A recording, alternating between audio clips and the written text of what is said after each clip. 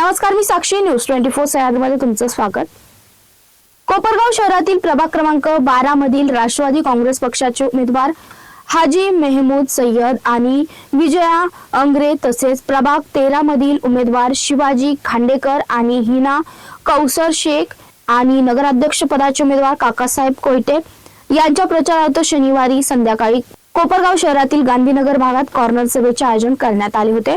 या कॉर्नर सभेला प्रभागातील नागरिकांचा उत्स्फूर्त प्रतिसाद मिळाला असून मोठी गर्दी पाहायला मिळाली.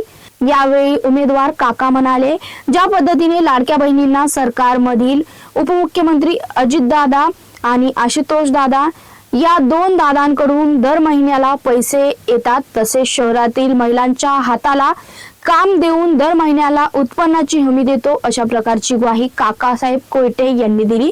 तसेच कोपरगाव शहरात झालेली विकास कामे आणि पुढे देखील विकासाचा रथ असेच सुरू राहील, आमदार आशुतोष काळे यांनी म्हटलंय. यावेळी प्रभागातील उमेदवार, राष्ट्रवादी काँग्रेस पक्षाचे पदाधिकारी, कार्यकर्ते आणि नागरिक मोठ्या संख्येने उपस्थित होते. नगरसेवक पदाचे दोन्ही प्रभागातील उमेदवार यांचं घड्याळ चिन्हाचं बटन दाबून आपण त्यांना भरघोस मताने निवडून आणून आपल्या सर्वांची सेवा करण्याची संधी उपलब्ध करून द्यावी, अशा प्रकारची विनंती आपल्याला या ठिकाणी करतो. आणि आपल्या कोपरगाव विधानसभेची निवडणूक किंवा विधानसभेची निवडणूक 2024 ला झाली. या निवडणुकीमध्ये आपण सर्वांनी मला राज्यामध्ये 5व्या क्रमांकाचं मताधिक्य देऊन दुसऱ्यांदा आपली काम करण्याची आमदार म्हणून संधी दिली, त्याबद्दल आपले मनापासून आभार व्यक्त करतो. ही निवडणूक आपली नगर परिषदेची 2025 ला आता होते. होणारी निवडणूक ही 9 वर्षानंतर होते. याच्या अगोदर ही 2016 ला आपली नगर परिषदची निवडणूक झाली. 9 वर्षानंतर होणारी ही निवडणूक आणि फार मोठा बदल आपल्या कोपरगाव शहरामध्ये मतदारसंघामध्ये झालेला आहे. 2016 ला आम्ही काही आमदार नव्हतो, आपली निवडणूक झाली त्या वर्षी 2016 ला तिथे बसलेल्या माता भगिनींना चांगलं आठवत असेल का, आपल्याला 23 दिवसांत पाणी मिळत होतं. म्हणजे महिन्यातून एकदा पाणी आपल्याला 2016 ला त्या ठिकाणी मिळत होतं. आणि म्हणून त्या विषयावर आपल्या सर्वांच्या अडचणी लक्षात घेता मी काही आंदोलनं केली, काही निवेदनं दिले, आपल्या सर्वांसाठी संघर्ष केला. आणि आपल्या परिसरामधल्या टाक्या बघून म्हटलं, या टाक्या मला त्या ठिकाणी हलवायच्या आहे. आपल्या घरासमोर, आपल्या गल्लीमध्ये टाक्या दिसल्या नाही पाहिजे, कारण की आपल्याला रोज पाणी द्यायचं आहे, ते वचन आपल्याला द्यायचंय. टाक्या आठवायच्या म्हणजे ते काही घेऊन नाही टाकायच्या मला टाक्या, तुमच्याकडे पुरेसं पाणी रोज आपल्याला मिळेल याच्यासाठी टाक्या आठवायच्या. आणि म्हणून आपण सर्वांनी माझ्यावर विश्वास ठेवून 2019च्या विधानसभेच्या निवडणुकीमध्ये मला आमदार म्हणून पहिल्यांदा काम करण्याची संधी उपलब्ध करून दिली. आणि मी जे 5 नंबर तलावाची जी माती होती, निवडणुकीच्या अगोदर ती माती चालत नव्हती, पण निवडणूक संपल्या 1 महिन्याच्या आत आपण 5 नंबर तलाव खोदायला सुरुवात केली. 4-5 महिन्यामध्ये तो तलाव खोदून झाला. जवळपास 10 कोटी रुपये नगरपालिकेचे त्या ठिकाणी वाचले. तेवढ्यावर न थांबता आपली पाणी पुरवठा योजना आपण मंजूर करून आणली आणि त्या 5 नंबर तलावाचं कॉन्क्रिटीकरणाचं काम आपण पूर्ण केलं. आणि 23 दिवसाचं पाणी आज आपल्याला 1.5 वर्ष झालेलं आहे का 4 दिवसांनी येतंय ना, 4 दिवसांनी. आता 1.5 वर्षापासून येतंय आपल्याला हे पाणी. मागच्या जूनला चालू केलं ते आज सांगायचं आपल्याला 4 दिवसानंतर पाणी येतंय. पण 4 दिवसानंतर पाणी येत असताना सुद्धा आपल्या सर्व माता भगिनी ते 8 दिवसाच साठवत आहे. 40 वर्षाची सवय आपल्याला पडली. आलं पाणी, मागचं फेक, कुणाचं 8 दिवसाचं साठव.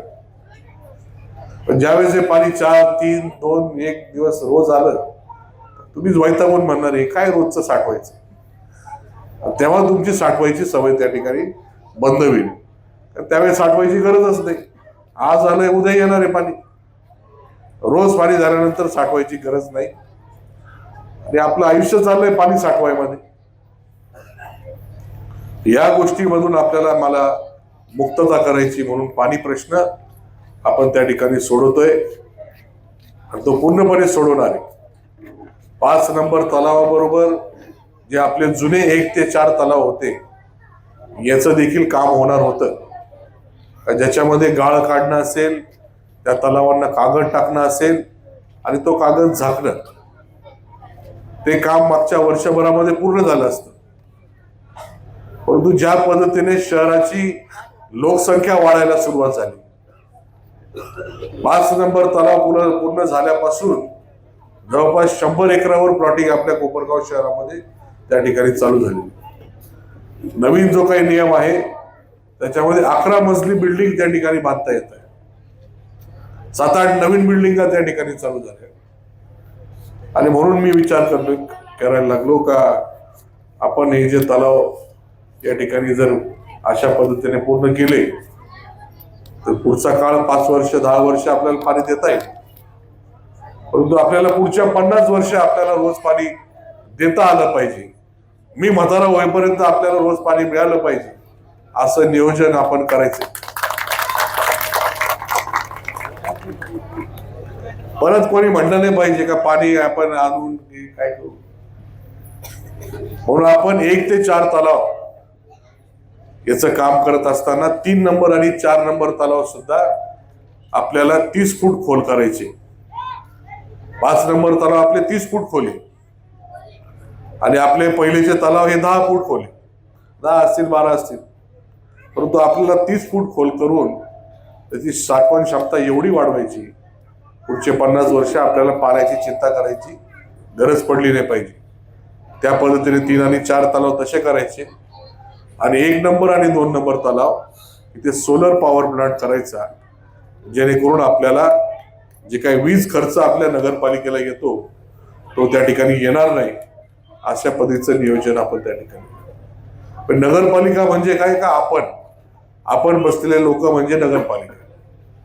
तिकडे विजेचा खर्च वाढला, इकडे तुमची पाणीपट्टी वाढली, तुमची पाणीपट्टी कमी व्हावी म्हणून आपण तो वीज प्रकल्प सोलर पॉवर प्लांट देखील त्याच्यामध्ये आपण धरलेला आहे. तर या पद्धतीने आपण पाण्याचा प्रश्न सोडवणार आहे.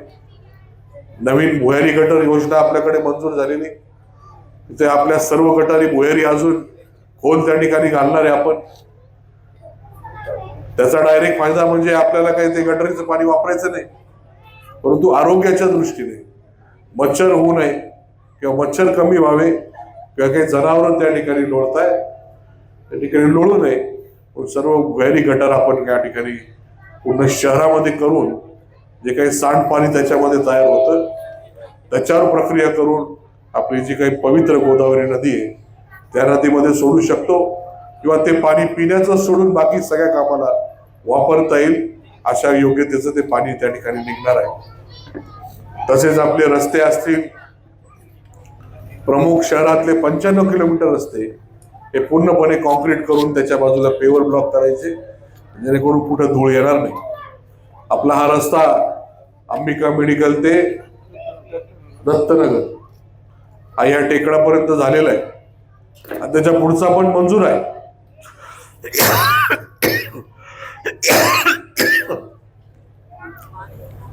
परंतु निवडणुकीच्या अभावी याची वर्क ऑर्डर काढायची राहिली, वर्क ऑर्डर झाली लवकरच आता काम चालू होईल आणि तो देखील रस्ता पुढे कॉन्क्रीट होऊन जाणार आहे. माझ्या मते एवढाच रस्ता राहिला ना, पण तुमचे काम 13 मध्ये संपले, पुढचे दुसरे काम.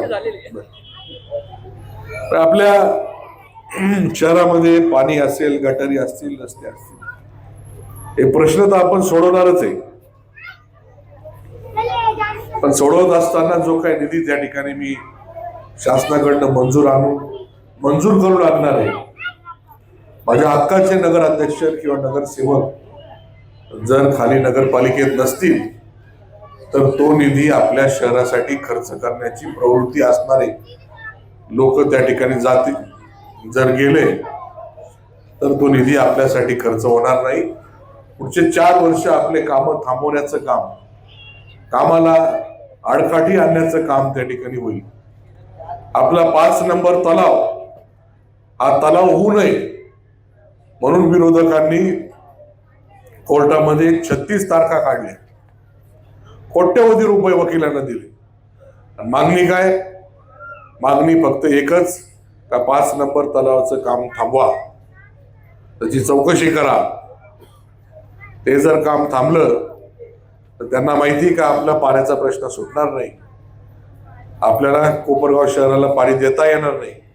म्हणून त्या तलावाचं काम थांबवण्याचं पाप हे लोक सातत्याने करत राहिले. परंतु आपल्या सर्वांचा आशीर्वाद माझ्या मागे होता.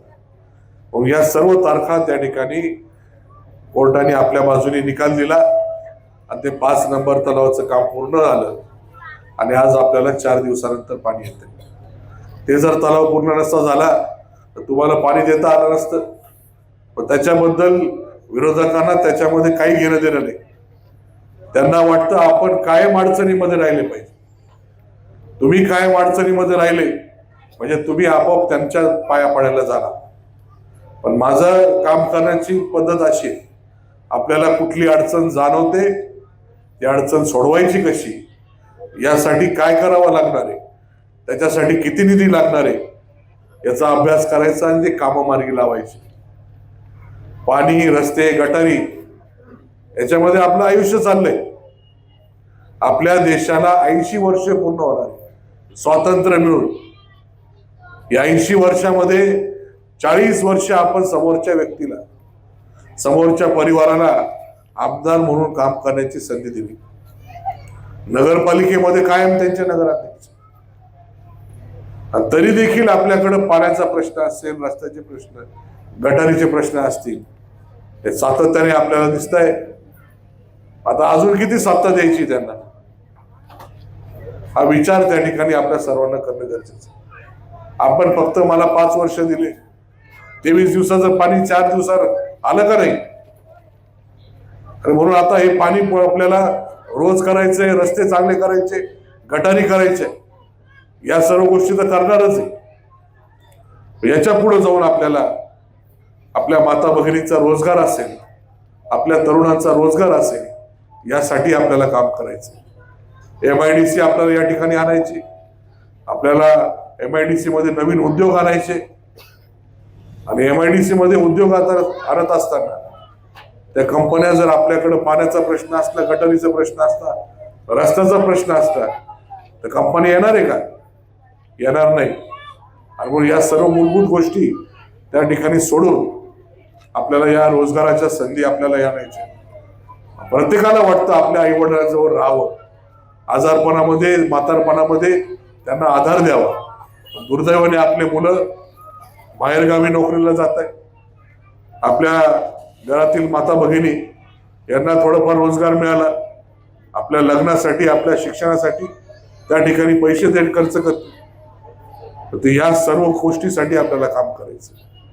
आणि म्हणून मला आपल्या सर्वांना कळकळीची विनंती करायची, आपले 12 आणि 13 नंबर मधील उमेदवार नगरसेवक पदाचे असतील की आपल्या नगराध्यक्ष पदाचे असतील, यांना भरभरून आपण मतदान करून या सर्वांना आपण निवडून आणावं, अशा प्रकारची विनंती आपण या ठिकाणी करतो. आपल्या प्रभागातील शिवसेनेचे संस्थापक शंकरांना गंगारे यांच्या नावाने जे काही गार्डन आणि सांस्कृतिक भवन आपल्याला त्या ठिकाणी करायचंय, हे देखील काम आपण त्या ठिकाणी आपण मार्गी लावू, असा शब्द आपल्याला या सभेच्या निमित्ताने. हे किरकोळ कामं काय सांग, हे तर आपण करणारच. लागू द्या ना, कोटभर रुपये लागू द्या, काय फरक? आपल्याला या सगळ्या गोष्टी करायच्याच आहेत. आपल्या सर्वांच्या प्रपंचाला हातभार लागावा अशा पद्धतीचे कामं त्या ठिकाणी करायचे. आणि म्हणून आपल्या सर्वांच्या आशीर्वादाची गरज आज आम्हाला सर्वांना आहे. आपण मला आमदार म्हणून काम करण्याची संधी या पुढच्या 5 वर्षासाठी, 4 वर्ष अजून बाकी, पुढचे 4 वर्ष तर मी आमदार आहे. पण माझ्या जोडीला तसं नाही, दर 5 वर्षाला मी जे काही काम करेल त्याच्या आधारे मी मतं मागायला येणार. मी जर काम नाही केलं तर तुम्ही मला बदलू शकता. हे काय कोणी ताम्रपट घालून आलेलं आहे का? काय काय माझंच पद आहे? मी जर काम केलं तर मी त्या ठिकाणी मतं मागणार. मी जर काम केलं तर तुम्ही मला मतदान करणार. मी जर पुढचं 4 वर्ष आमदार म्हणून काम करणार आहे, पुढच्या 3 वर्षामध्ये तुम्हाला रोज पाणी देणार, पण माझ्या हक्काचे नगराध्यक्ष आणि नगरसेवक नगरपालिकेमध्ये असले तर ही गोष्ट शक्य होणार आहे. कारण मी निधी देईल पण ते लोक सभागृहामध्ये विरोधी ठराव करतील, कोर्टामध्ये जातील आणि कामं अडवण्याचं काम करतील. कारण त्यांना आपल्या कामाशी, त्यांना आपल्या अडचणीशी काही घेणं देणं नाही. ते म्हणतील ज्यावेळेस विधानसभेची निवडणूक पुढची संपेल, पुढची निवडणूक 2029ला आहे, त्याच्यानंतर नगरपालिकेची निवडणूक वर्षभराने होणार आहे, तर विधानसभेची निवडणूक संपू द्या आणि मग नगरपालिका लागल्यानंतर आपण त्या कामाकडे बघू. अशा प्रवृत्तीचे लोक जर तिथं गेले तर आपले कामं पुढचे 4 वर्ष होणार नाही. म्हणून आपल्या सर्वांना कळकळीची विनंती, नगराध्यक्षासह हे 4ही उमेदवार आपण भरघोस मताने निवडून द्या. जशी जबाबदारी आमदार म्हणून 100% माझ्यावर आपण या पंचवार्षिकची टाकलेली आहे, तशी 100% जबाबदारी नगरपालिकेची सुद्धा माझ्यावर टाकावी. आपल्याला कुठेही मी त्या ठिकाणी खाली आपला शब्द खाली पडू देणार नाही. याबद्दल मी आपल्या या सभेच्या निमित्ताने विनंती करतो.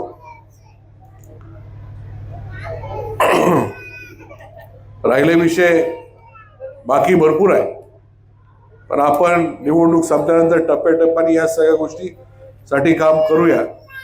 आपल्या सर्वांचे उपमुख्यमंत्री, लाडके उपमुख्यमंत्री आदरणीय अजितदादा हे राज्याचे अर्थमंत्री म्हणून काम करतात. जेवढा काही निधी आपल्याला लागेल तर निश्चितपणाने आपल्याला उपलब्ध करून देणार आहे.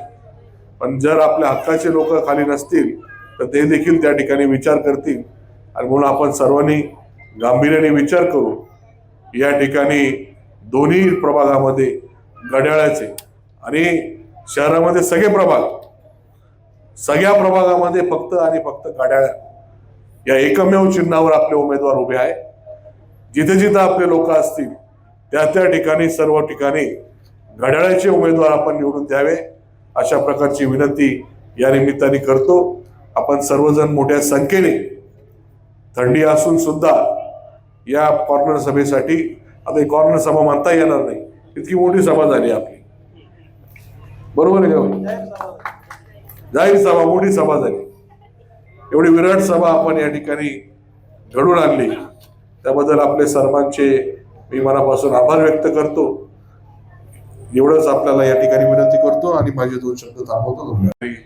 पूर्ण शहरामध्ये करून जे काही सांडपाणी त्याच्यामध्ये तयार होतं त्याच्यावर प्रक्रिया करून आपली जी काही पवित्र गोदावरी नदी आहे त्या नदीमध्ये सोडू शकतो, किंवा ते पाणी पिण्याचं सोडून बाकी सगळ्या कामाला वापरता येईल अशा योग्यतेचं ते पाणी त्या ठिकाणी निघणार आहे. तसेच आपले रस्ते असतील, प्रमुख शहरातले 95 किलोमीटर रस्ते हे पूर्णपणे कॉन्क्रीट करून त्याच्या बाजूला पेवर ब्लॉक करायचे, जेणेकरून कुठं धूळ येणार नाही. आपला हा रस्ता अंबिका मेडिकल ते दत्तनगर हा या टेकडापर्यंत झालेला आहे आणि त्याच्या पुढचा पण मंजूर आहे.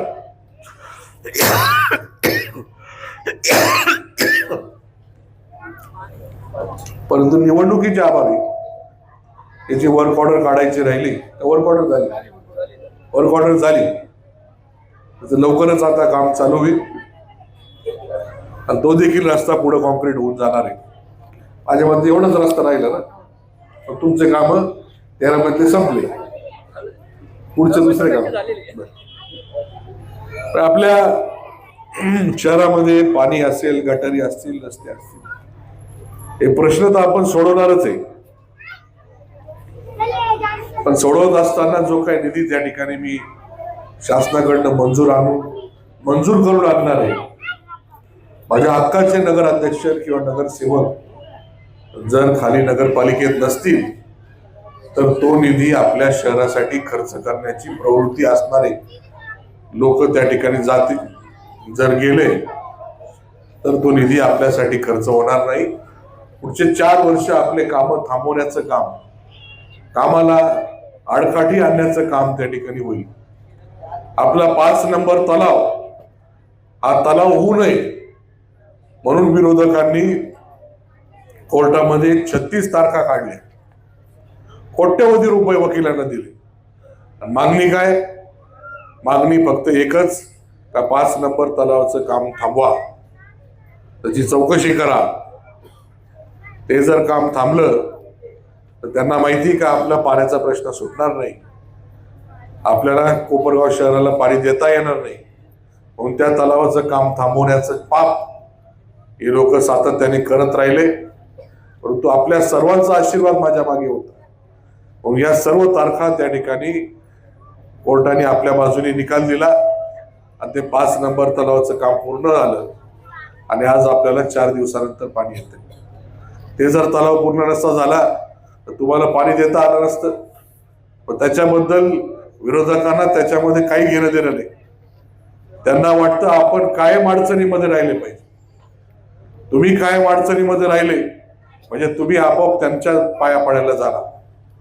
पण माझं काम करण्याची पद्धत अशी आहे, आपल्याला कुठली अडचण जाणवते, ती अडचण सोडवायची कशी, यासाठी काय करावं लागणार आहे, त्याच्यासाठी किती निधी लागणार आहे, याचा अभ्यास करायचा आणि ते कामं मार्गी लावायची. पाणी, रस्ते, गटारी याच्यामध्ये आपलं आयुष्य चाललंय. आपल्या देशाला 80 वर्ष पूर्ण होणार आहे स्वातंत्र्य मिळून.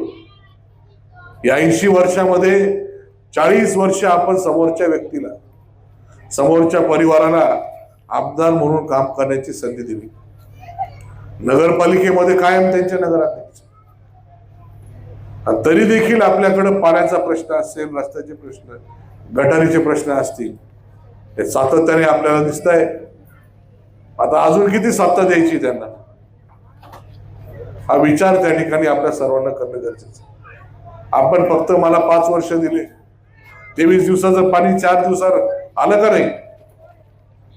आणि म्हणून आता हे पाणी आपल्याला रोज करायचंय, रस्ते चांगले करायचे, गटारी करायचे, या सर्व गोष्टी तर करणारच आहे. याच्या पुढे जाऊन आपल्याला आपल्या माता भगिनींचा रोजगार असेल, आपल्या तरुणांचा रोजगार असेल, यासाठी आपल्याला काम करायचं. MIDC आपल्याला या ठिकाणी आणायची, आपल्याला MIDC मध्ये नवीन उद्योग आणायचे. आणि MIDC मध्ये उद्योग आणत असताना त्या कंपन्या जर आपल्याकडे पाण्याचा प्रश्न असला, गटारीचा प्रश्न असला, रस्त्याचा प्रश्न असला, तर कंपनी येणार आहे का? येणार नाही. आणि म्हणून या सर्व मूलभूत गोष्टी त्या ठिकाणी सोडून आपल्याला या रोजगाराच्या संधी आपल्याला आणायच्या. प्रत्येकाला वाटतं आपल्या आई वडिलांजवळ राहावं.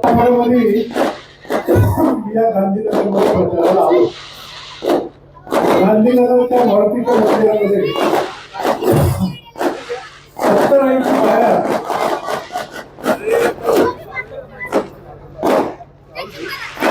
आवाज येतोय.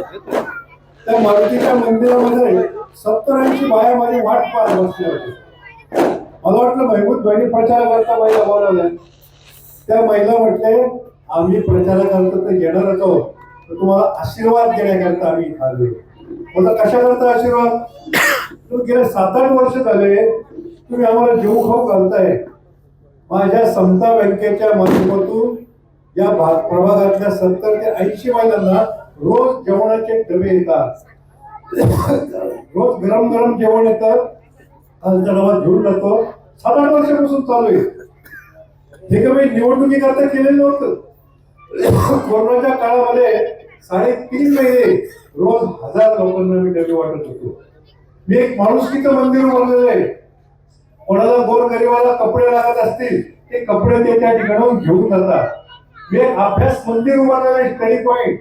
ज्यांना पोराबाळांना घरामध्ये अभ्यास करायला जागा नाही त्यांना अभ्यासाची सोय मी करून दिलेली आहे. 260 मुलं मुली त्या ठिकाणी शिक्षण घेत आहेत.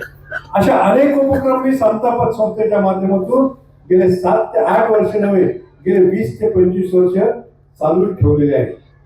कोणी आजारी माणूस आला, त्याला व्हीलचेअर लागत असेल, त्याला बेड लागत असेल, हे सुद्धा आम्ही मोफत उपलब्ध करून देतो. अशा प्रकारचे जे काम मी जनतेसमोर मांडले त्याच्यावर त्यांना वाटायला लागलं की आता आपला विरोध, आपला पराभव अटळ आहे. त्याच्यामुळे त्यांनी समता बँकेवर आरोप करायला सुरुवात केली. माझे थकबाकीदार होते, ते थकबाकीदारांना त्यांना त्यांच्या बगल बच्चांनी हाताशी धरलं आणि माझ्यावर खोटे नाटे आरोप करायला सुरुवात केली. पण ही जनतेला माहित आहे माझ्या पतपेढीच्या, माझ्या बँकेच्या तब्बल 1200 कोटी रुपयाच्या ठेवी आहेत. त्यातल्या कोपरगाव शहरातल्या 22,000 ठेवीदारांनी 400 कोटी रुपयाच्या ठेवी मला दिलेल्या आहेत. हा कोपरगावकरांचा विश्वास मी मिळवलेला आहे. हे विरोधकांना सहन होत नाही, त्याच्यावर त्यांनी खोटे नाटे आरोप करायला सुरुवात केली. खर तर त्यांना पराभव सुद्धा सहन होत नाही हो. विजय पचवायला जशी हिंमत लागते तशी पराभव पचवायला सुद्धा हिंमत लागते. गेल्या वेळेस आमदार त्याचा पराभव झाला, सुनीलने आता सांगितलं माझा पराभव कोपरगावच्या करंटे लोकांमुळे झाला. पण तुम्ही करंटे आहात का याचा जाब तुम्ही आता आमदार त्यांना विचारला पाहिजे. आशुतोष दादांनी किती निधी आणला हे तुम्हाला सांगितलं. त्या आमदार त्यांनी कोपरगावचा निधी वाया कसा घालवला हे पण पहा. तिथे इंडोर गेम, आउटडोर स्विमिंग पूल बांधला, 2 कोटी रुपये त्याला खर्च झाले. काय उपयोग आहे त्याचा? हे 2 कोटी रुपये जे सरकारचे तुमच्या आमच्या खिशातले वाया गेले, याला जबाबदार कोण? जे तालुका क्रीडा संकुल होतं ते सुद्धा 4 ते 5 कोटी रुपयाचं होतं. ते क्रीडा संकुल त्यांनी संजीवनी कारखान्यावर पडवलं. कोपरगावच्या नागरिकांच्या, तरुण मुलांचे जे खेळाडू आहेत त्यांच्या तोंडाचा घास काढून घेतला, याला जबाबदार कोण? जे कोपरगावचं एसटी स्टँड आहे ते उलट बांधून ठेवलं. कोपरगाव शहरातल्या सगळ्या विस्थापितांचं पुनर्वसन त्या ठिकाणी होऊ शकलं असतं, ते होऊ शकलं नाही, याला जबाबदार कोण? हा प्रश्न तुम्ही विचारला पाहिजे. अशा अनेक सरकारचा निधी या बाईंनी वाया घालवलेला आहे, याला जबाबदार कोण हे विचारायची वेळ कोपरगावच्या नागरिकांना आता आली आहे. असे अनेक प्रश्न आहेत, वेळोवेळी त्यांना मी निश्चितपणे विचारू शकतो. परंतु आशुतोष दादांच्या माध्यमातून जो काही विकास निधी आपल्याला मिळवायचा आहे, तो विकास निधी मिळवण्याकरता पुढचे कमीत कमी 4 वर्ष तरी आशुतोष दादा आमदार राहणार. तुमच्या सगळ्यांच्या आशीर्वादानं पुढच्या 5 वर्ष मी पण नगराध्यक्ष राहणार आहे. त्या कोपरगावची ही विकास गंगा आपल्याला वाहती ठेवायची. या ठिकाणी महिला मोठ्या प्रमाणात दिसतात. स्टेज मध्ये लाईन एवढी तुमची लांब आहे, मला जवळ यावंच वाटतं. मला सांगा, लाडक्या बहिणीचे पैसे किती महिलांना मिळतात? हात वर लाडक्या बहिणीचे खूप हात वर झालेले. तुम्हाला मिळत, पुढच्या महिन्याला मिळत नाही का? मिळतात, पण थोडसा लाजतायत हात वर करायला. लाडक्या बहिणींनो, माझं तुम्हाला आव्हान आहे, तुम्हाला मिळत असलेले पैसे तुम्ही घर खर्चाकरता खर्च करू नका. ते पैसे तुमच्या मुलाबाळांच्या शिक्षणाकरता, तुमच्या म्हातारपणात, तुमच्या आजारपणाकरता, सासू सासऱ्यांच्या, आई वडिलांच्या म्हातारपणाच्या आजाराकरता तसेच सांभाळून बँकेमध्ये ठेवा. त्याच्यावर तुम्हाला व्याज पण मिळेल. पण तुम्ही म्हणा तुम्ही घर खर्च कसं काय चालवायचा? लाडक्या बहिणीचे पैसे तुम्हाला कोण पाठवतो? तुमचा दादा पाठवतो, आशुतोष दादा पाठवतो. हा तुमचा लहान भाऊ आहे. सरकारमध्ये तुमचा एक मोठा भाऊ असलेला आहे, त्याचं नाव आहे अजित दादा. ते अजित दादा देशाचे, महाराष्ट्राचे उपमुख्यमंत्री आहे आणि अर्थमंत्री आहे. अर्थमंत्री म्हणजे काय?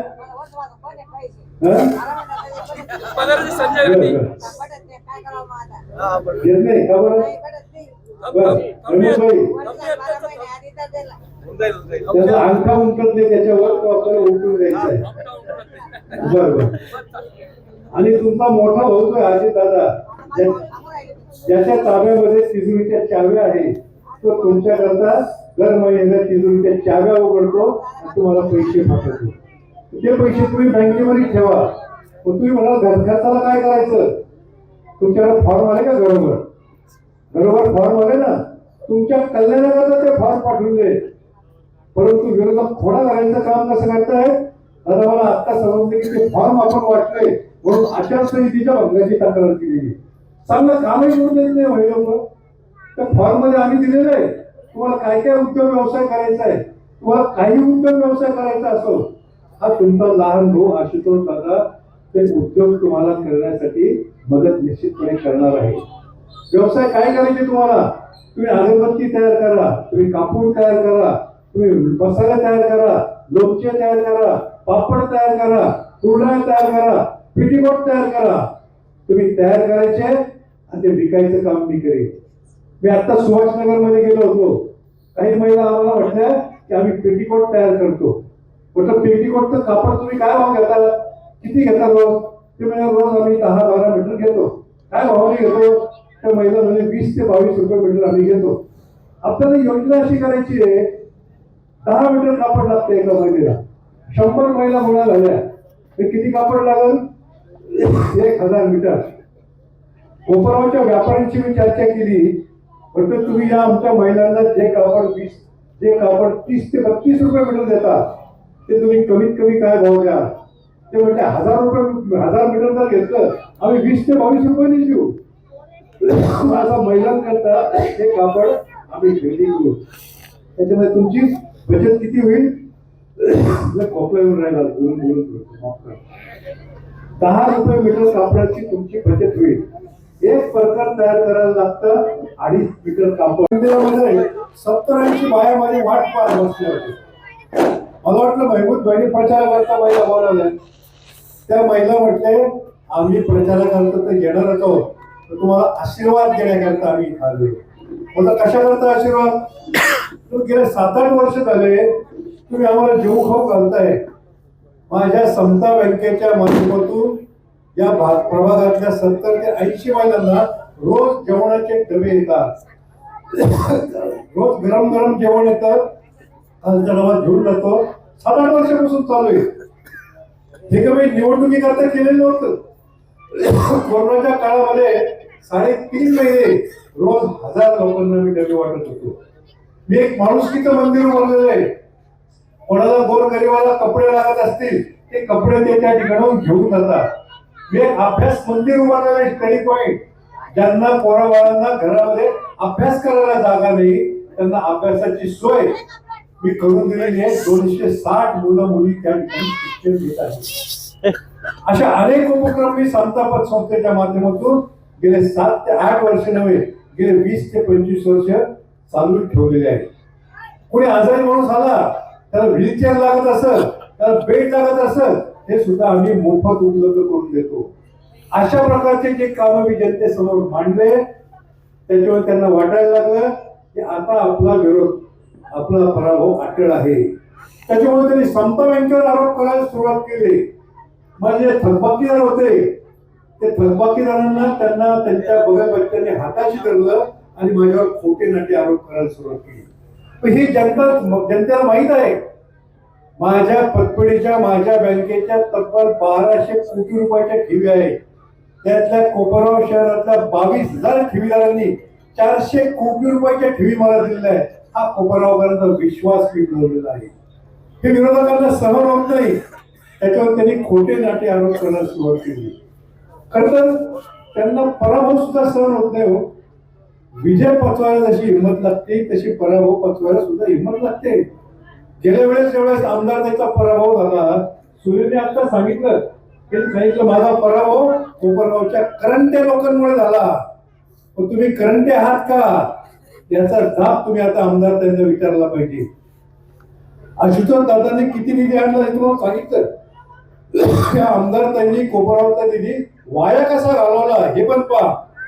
तिथे इंडोर गेम, आउटडोर स्विमिंग पूल बांधला. 2 कोटी रुपये त्याला खर्च झाले. काय उपयोग आहे त्याचा? हे 2 कोटी रुपये जे सरकारचे तुमच्या आमच्या खिशातले वाया गेले याला जबाबदार कोण? जे तालुका क्रीडा संकुल होतं ते सुद्धा 4 ते 5 कोटी रुपयाचं होतं. ते क्रीडा संकुल त्यांनी संजीवनी कारखान्यावर पडवलं. कोपरगावच्या नागरिकांच्या तरुण मुलांचे जे खेळाडू आहेत त्यांच्या तोंडाचा घास काढून घेतला. याला जबाबदार कोण? जे कोपरगावचं एसटी स्टँड आहे ते उलट बांधून ठेवलं.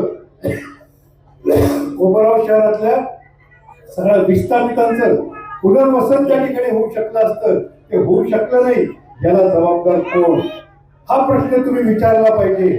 असे अनेक सरकारचा निधी या बाईंनी वाया घालवलेला आहे. याला जबाबदार कोण हे विचारायची वेळ कोपरगावच्या नागरिकांना आता आली आहे. इतके वाळूचे नाते लय दादागिरी चालू झालेली आहे.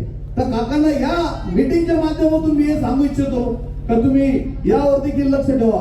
आमच्या मुली ज्यावेळेस शाळेत जातात, कॉलेजला जातात, हे लहान लहान मुली कॉलेजला शाळेला जातात, तर त्यावेळेस काकासाहेब तुम्हाला मी सांगतो, अक्षरशः आई बाप दिवसभर विचार करतात का माझी मुलगी परत कधी येईल. मुलगी जेव्हा कॉलेजला जाती तर आईचा जीव दिवसभर त्याच्यात लागलं राहतं, मन लागलं राहतं की बाबा कधी येतील. इतके वाईट दिवस झाले गांधीनगर मध्ये, तर जास्त पोझिशन मध्ये आमच्या या परिसरात इतकी दहशत, इतकी दादागिरी झालेली आहे. तर माझी तुम्हाला एक विनंती आहे, त्याकडे पण लक्ष द्या. आणि दुसरं, मतदान करायला जाताना मी जास्त वेळ घेऊन टाकलेली. मतदान करायला ज्यावेळेस जातील तर मी तुम्हाला पुन्हा पुन्हा हात जोडून विनंती करतो का कोणाच्याही बोलवचन मध्ये येऊ नका. हे पैशाचे आम्ही दाखवायला येऊ राहिले, प्रत्येक गल्ल्यात जाऊ राहिले, प्रत्येक घरात जाऊ राहिले, प्रत्येकांच्या दारादारात जाऊ राहिले, जातीपातीचं राजकारण करून राहिले. तुम्हाला एक विनंती आहे, आज जर तुम्ही चुकले, पुन्हा 5-7 वर्षांनी इलेक्शन येतं का 10 वर्षांनी येतं, मग भाऊ लई मोठी चूक केली ना भाऊ, तुम्ही लगेच फोन करून यायचे. आज अक्षय आंग्रेला आम्ही सोबत घेतलं. अक्षय आंग्रेची मम्मी आहे विजयताई आंग्रे, एक गृहिणी आहे, काका कोयटेचे आहे. ते आज म्हणजे खूप म्हणजे महाराष्ट्र सेंटर नाही, ते सेंट्रल गव्हर्नमेंट वर त्याचं नाव आहे. अनेक योजना आज अनेक महिलांसाठी त्यांनी विविध उपक्रम राबवण्याचे ठरवले आहे आणि पूर्वी देखील त्यांनी केलेले आहे काम. हे तर आपल्याला मतदान करताना तिन्ही बटन घड्याळचे दाबा, कुठंही न चुकता, एवढी मी विनंती करतो आणि आपली रजा घेतो. जय हिंद, जय महाराष्ट्र. इतके वाळूचे नाते लय दादागिरी चालू झालेली आहे. तर काकांना या मीटिंगच्या माध्यमातून मी हे सांगू इच्छितो का तुम्ही यावर देखील लक्ष ठेवा. आमच्या मुली ज्यावेळेस शाळेत जातात, कॉलेजला जातात, हे लहान लहान मुली कॉलेजला शाळेला जातात, तर त्यावेळेस काकासाहेब तुम्हाला मी सांगतो, अक्षरशः आई बाप दिवसभर विचार करतात का माझी मुलगी परत कधी येईल. मुलगी जेव्हा कॉलेजला जाती तर आईचा जीव दिवसभर त्याच्यात लागलं राहतं, मन लागलं राहतं की बाबा कधी येतील. इतके वाईट दिवस झाले गांधीनगर मध्ये, तर जास्त पोझिशन मध्ये आमच्या या परिसरात इतकी दहशत, इतकी दादागिरी झालेली आहे. तर माझी तुम्हाला एक विनंती आहे, त्याकडे पण लक्ष द्या. आणि दुसरं, मतदान करायला जाताना मी जास्त वेळ घेऊन टाकलेली. मतदान करायला ज्यावेळेस जातील तर मी तुम्हाला पुन्हा पुन्हा हात जोडून विनंती करतो का कोणाच्याही बोलवचन मध्ये येऊ नका. हे पैशाचे आम्ही दाखवायला येऊ राहिले, प्रत्येक गल्ल्यात जाऊ राहिले, प्रत्येक घरात जाऊ राहिले, प्रत्येकांच्या दारादारात जाऊ राहिले, जातीपातीचं राजकारण करून राहिले. तुम्हाला एक विनंती आहे, आज जर तुम्ही चुकले, पुन्हा 5-7 वर्षांनी इलेक्शन येतं का 10 वर्षांनी येतं, मग भाऊ लई मोठी चूक केली ना भाऊ, तुम्ही लगेच फोन करून यायचे. आज अक्षय आंग्रेला आम्ही सोबत घेतलं. अक्षय आंग्रेची मम्मी आहे विजयताई आंग्रे, एक गृहिणी आहे, काका कोयटेचे आहे. ते आज म्हणजे खूप म्हणजे महाराष्ट्र सेंटर नाही, ते सेंट्रल गव्हर्नमेंट वर त्याचं नाव आहे. अनेक योजना आज अनेक महिलांसाठी त्यांनी विविध उपक्रम राबवण्याचे ठरवले आहे आणि पूर्वी देखील त्यांनी केलेले आहे काम. हे तर आपल्याला मतदान करताना तिन्ही बटन घड्याळचे दाबा, कुठंही न चुकता, एवढी मी विनंती करतो आणि आपली रजा घेतो. जय हिंद, जय महाराष्ट्र. पण फक्त एक आपलं कर्तव्य लागतं, आपण या लोकांना जेवण देऊ शकतो म्हणून काकांनी आपल्या भागातील भरपूर महिला आहेत, त्याच्याला सांभाळणारा कोणी नाही, ते आजारी आहे, त्या महिलांना घरपोच जेवण काका जवळजवळ 7 ते 8 वर्षापासून देतात. सणासुदीला त्यांना गोड जेवण जातं. अशा काका गोटींकडे शिर्डीला गेल्यानंतर शिर्डीला वृद्धाश्रम आहे, कोणी पण जाऊन पाहून द्यायचं. नगरपालिकेचं नगराध्यक्ष उमेदवार व्हायचं म्हणून काकांनी हे काम केलेलं नाही. अशा प्रकारचे उमेदवार असताना दिवस रात्र हा पूर्ण समर्थक कोल्हे परिवार काका गोटींकडे नगरपालिका निवडणूक लढवायच्या आधी त्यांच्या घरी जायचे. 1 ने 3-3, 4-4 सदस्य द्यायचे काका. त्यावेळेला काका गोटे त्यांना खूप चांगले वाटायचे. काका तुमचं काम खूप चांगलं आहे, तुम्ही कोपरगाव शहरासाठी खूप महत्वाचे आहे. काकांचे सल्ले घ्यायचे आणि काका अचानक रात्रीतून आशुतोष दादांनी त्याला उमेदवारी दिल्यानंतर काका अचानक वाईट झाले. काकांचे जे नाही ते चुकीच्या गोष्टी पसरायला लागले. म्हणजे यांच्या विरोधात गेल्यानंतर लगेच माणसं नालायक होतात का? बोलायलाही काही वाटलं पाहिजे का आपण ज्या माणसाचे सल्ले घेऊन राजकारण करत होतो आजपर्यंत, तिथं जाऊन तुम्ही बसायचे, तिथं सल्ले घ्यायचे त्यांचे. असं करू का? ऐकायचं काहीच नाही, फक्त सल्ले घ्यायचे, मोठ्यापणा द्यायचा. अशा लोकांना दारात उभं करू नका. म्हणजे काका 2019 या बातमीसह इथेच थांबतोय. तुम्ही पात्रा न्यूज 24 सह्याद्री.